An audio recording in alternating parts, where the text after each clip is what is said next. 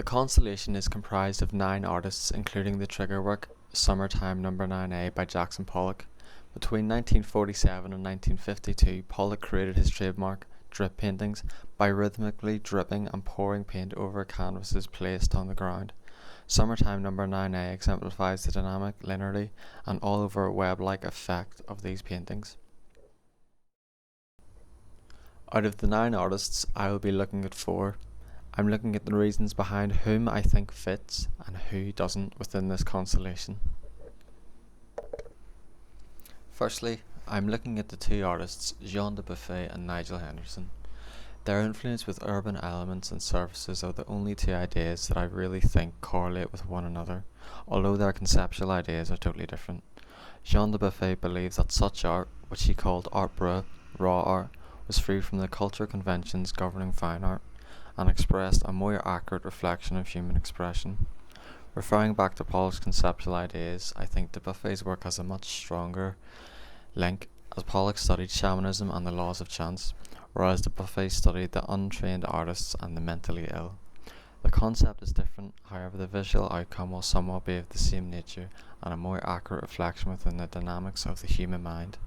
As Henderson's work is visually compelling, I believe it doesn't fit with the concept illustrated by Pollock's work.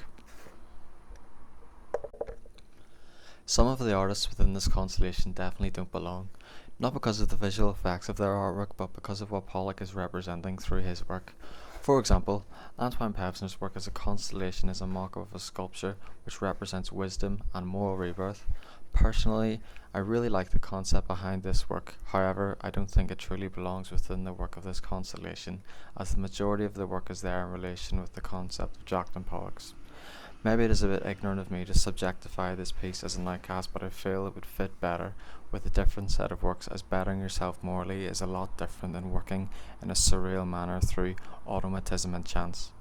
Ken Johnson from Art and Review from the New York Times said, Antoine Pevsner created abstract sculptures and sought to embody the most essential dimensions of the new technologies, space and motion.